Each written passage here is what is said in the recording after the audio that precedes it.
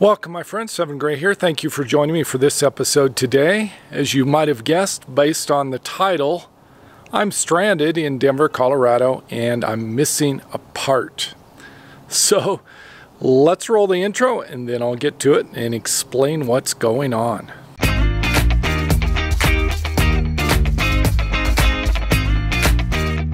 I traveled up to Denver for two reasons. One, to visit friends, socialize. I used to live here in this area in Lakewood on the west side. So I have a community of friends that I like to keep in touch with, and I really enjoy being in Colorado during the summer months when it's typically hot around the rest of the United States. So things have just cooled down here in the fall, so I'm visiting Denver and visiting my friends. Reason number two is I just wanted to do some maintenance work on the step van. I'm going to be driving from Colorado down to Florida for the rest of the winter, so I wanted to do maintenance checkup.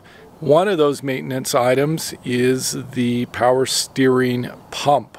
Power steering pump on a step van will run power for both the power steering and for the power brakes because it has a hydro boost system. Let me show you the power steering pump. The power steering pump for the 6BT Cummins diesel engine is rather unique, and this has been discontinued and there's no third-party replacement parts. You'll notice what's unique about the power steering pump on the 12-valve 6BT between 1994 and about 1998 is it's gear driven. See this set of gears here? This actually attaches to the side of the engine block, and this little set of gears here goes inside the block, and that's what causes it to turn and spin. In later models, I think around 1998 and a half, they switched it to a belt drive that attaches to the belts on the front of the engine, and that's what most of the Dodge engines use. But the early versions from 94 through about 98 use this gear drive, particularly on the industrial version, and that particular power steering pump has been discontinued, no longer available from Cummins, no longer available from Freightliner, and there's no third-party OEM versions to replace that. So anyway, we thought that this was going bad. It wasn't delivering enough pressure, so we pulled it off to take it down to a shop. The thought was that the shop could pull it apart and look at it, diagnose it, and see if inside there's these like little ball valves that sometimes develop leaks and don't work quite right, to see if that's what was going on and if they could just rebuild it or repair it. So we took it down to the shop, and the guy at the shop was extremely knowledgeable. It's like his area of specialization. His shop just does power steering units and rebuilding. So that was really fortunate for us. He looked at it, he said it looked pristine, it looked excellent, like it hardly had any wear. He was surprised how old it is, but then again, I have very low miles on this step van. Bought it with about 10,000 miles on it. I probably have about 35 or 40,000 now. So it's very, very low miles on the step van. And so it was just in excellent condition. So he put it back together and we brought it back here to put it back in.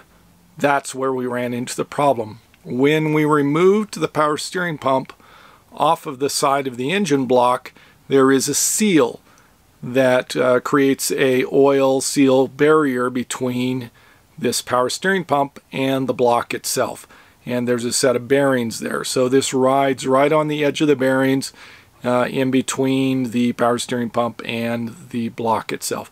So this is the little ring here, and this is the guy that is causing all of the problems. The ring is made up of metal, as you can see here, and it's sort of U-shaped.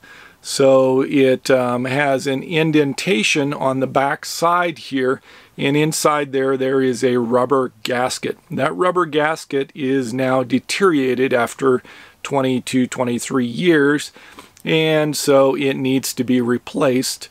So it could be replaced as an entire unit with this metal piece that holds it, or just putting a little piece inside of there. But this particular piece we've not been able to find anywhere on the internet.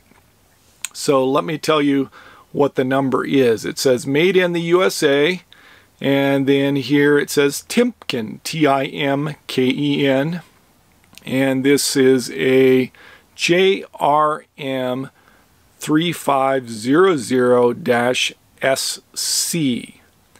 And then further over on the side, about an inch after that, it has the letter B in capital here. So it seems like this would be pretty darn easy to find. You could just go to a parts store, have them look for a Timken JRM 3500-SC, and no brainer, easy peasy. Or at least just Googling it and being able to track this down. So we went to 3 auto parts stores and they couldn't find this little gizmo. So we thought, well, sometimes that's common for the step van parts. Let's just go to Cummins. So we called Cummins and they thought they had a matched part, drove out there, and it was a totally different part. They looked at this, looked in their books, looked in their computer index. They could not find this. So next we went to a Freightliner dealership. My step van is built on a Freightliner chassis, and so thought that maybe Freightliner that puts this together and sells it to Grumman Olson would have this part.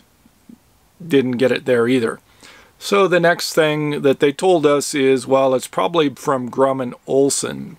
So Grumman Olson, for third-party parts, Grumman Olson step van, which is what I have, there's a company called Mill Supply. Mill Supply basically sells parts, third-party replacement parts for most of the step vans that are out there on the market. So anything not supplied by the chassis or the engine or transmission maker that is a part of the actual van itself, Mill Supply has. Mill Supply says they don't carry this. So then we're looking at Google and just trying to Google this thing to death, and we're finding that it is a part in a package for a bearing seal. So it's associated with the bearing that goes in the gear mechanism inside the engine rather than the power steering pump itself. So we know that. And then my last thing I did was I contacted the company Timken that actually manufactured this and found distributors out here in Denver. There's 2 or 3. And so I started calling distributors, asking them to look in their Timken part list. I figured I'd be golden with this. I would have an easy find. They would be able to track this down for me. But they struck out. They said there's nothing in the Timken database with these numbers matching it at all. And then came up with the bright idea. Well, let's look at the specs. We got a micrometer and measured the inner diameter and the outer diameter and the thickness. Let me give you those numbers. We came up with 2 1/4 for the outer diameter, 2.256. For inner diameter, 1.900. These are inches. And then for the thickness, 0.185 thickness, and this is called a double lip. So those are the dimensions, and we gave that to a bearing shop that specializes in bearings and gaskets and seals like this, and they say there's no third-party parts in their database that match these specs, figuring that we could use something that's not Timken brand, that's just a generic one that is the same exact size and specs, and put it in there. So I've struck out. So this leaves me with a power steering pump that I can't put back into the step van and get running until this is replaced and I have some solution to go in there. So I'm sort of stuck at this point in that I can't put my power steering pump back on until I have something like this to go in there, and there's no third-party replacements to go in for the steering pump and can't get this part, and so I am stuck. I've been here for about 4 days. Good news, I'm parked outside of Steve's shop, my friend Steve in Denver, and so I can park here pretty much indefinitely as long as he has a lease.